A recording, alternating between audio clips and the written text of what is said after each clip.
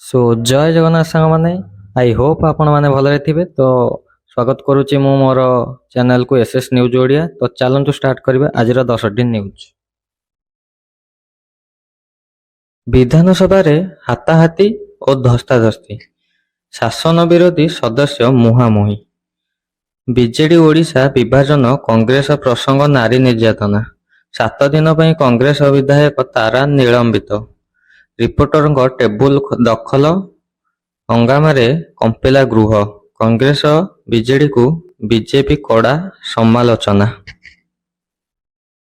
ରାଜଧାନୀରେ ବଣୁଆ ଦନ୍ତାକୁ ଟ୍ରାଙ୍କୁଲାଇଜ୍। ଖୋର୍ଦ୍ଧା ଜଟଣୀ ଦେଇ ଏମ୍ସ ନିକଟକୁ ଚାଲି ଆସିଥିଲା। 3 ଡିଭିଜନରେ 70 କର୍ମଚାରୀ ଚକ୍ରଭ୍ୟୁରେ ଫସିଗଲା। ହାଇୱେରେ ଟେକି ନେଇ ଚନ୍ଦକା ହାଟୀ ପାଠଶାଳାରେ ଛାଡ଼ିଲେ।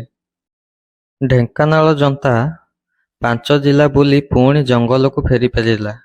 ଏଠି କାହିଁକି ବନ ବିଭାଗ ପାରିଲାନି ବୋଲି ଉଠିଲା ପ୍ରଶ୍ନ। ଆମେରିକା ଛାଡ଼ିଲା ନାଟୋ। 3 ରାଷ୍ଟ୍ର ଉପରେ ହାମଲା କରିବ ରୁଷ। ଦୁର୍ବଳ ହୋଇପଡ଼ିବ ୟୁରୋପ। ପୁଟିନଙ୍କ ଦବଦବା ଆଶାତୀତ ବଢ଼ିବ। ନାଟୋରେ ପୂର୍ବତନ କମାଣ୍ଡରଙ୍କ ଆଶଙ୍କା। ୟୁରୋପକୁ ସଶକ୍ତ ହେବାକୁ ଆହ୍ୱାନ। ନବୀନଙ୍କୁ ଭେଟିଲେ ଦୟାନିଧି ମାରାନ। ସୀମା ପୁନର୍ନିର୍ଦ୍ଧାରଣ ବୈଠକକୁ ଯିବ ବିଜେଡି। ଭକ୍ତଙ୍କୁ ବି ବୈଠକ ନିମନ୍ତ୍ରଣ କଲେ। ସହରରେ କାୟା ବିସ୍ତାର କରୁଛି ବସ୍ତି।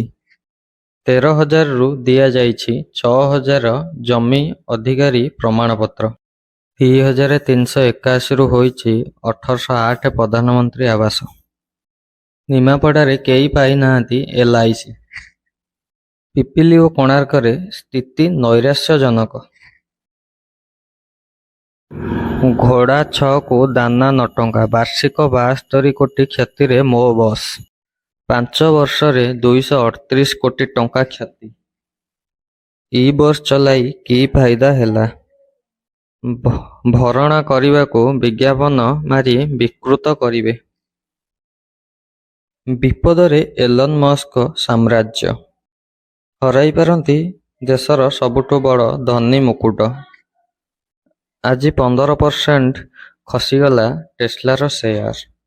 ଡିସେମ୍ବର ମାସଠାରୁ 50%ରୁ ଅଧିକ ଖସିଲାଣି ଟେସ୍ଲାର ସେୟାର। ଡିସେମ୍ବର 17ରେ ଥିଲା $479.86, ଏବେ $222କୁ ଖସିଗଲାଣି। ସମଗ୍ର ବିଶ୍ୱରେ କମ୍ପାନୀ ଗାଡ଼ି ବିକ୍ରି ହ୍ରାସ। $12,000 କୋଟି ସଙ୍କୁଚିତ। ମସ୍କଙ୍କୁ ସମ୍ପତ୍ତି। ରାଜନୀତିରେ ପ୍ରବେଶ ବଜାରକୁ ସୁହାଉନି। ଏସ୍ବିଆଇର 1,500 ଏଟିଏମ୍ରେ ସେବା ଠପ୍। ଅନ୍ୟ ବ୍ୟାଙ୍କ ଏଟିଏମ୍ରେ ମିଳୁନି ସେବା। ସମସ୍ୟାର ତ୍ୱରିତ ସମାଧାନ ଲାଗି ବ୍ୟାଙ୍କ ଉଦ୍ୟମ। ଲୋକେ ଏଟିଏମ୍ରୁ ପଇସା ଉଠାଇବା ପାଇଁ ଅନେକ ଏଟିଏମ୍ ଘୂରି ବୁଲୁଛନ୍ତି, କିନ୍ତୁ ପଇସା ଉଠିପାରୁନାହିଁ। ସାରା ଦେଶରେ 38,000 ଏଟିଏମ୍ରେ ଟଙ୍କା ନାହିଁ। 16 ବର୍ଷରେ ପଡ଼ିଲା ଗୋବିନ୍ଦ ଦ୍ୱାଦଶୀ ସ୍ନାନ। ସୌନ୍ଦର୍ଯ୍ୟକରଣ ଆଳରେ ବିନାଶ। ବଳି ପଡ଼ିଲେ 375 ଗଛ। ନୀରବ ଦ୍ରଷ୍ଟା ସାଜିଲେ ବରିଷ୍ଠ ଅଧିକାରୀ। ବେଳାଭୂମିରେ କାମ ଅଧାରେ ଅଟକିଛି।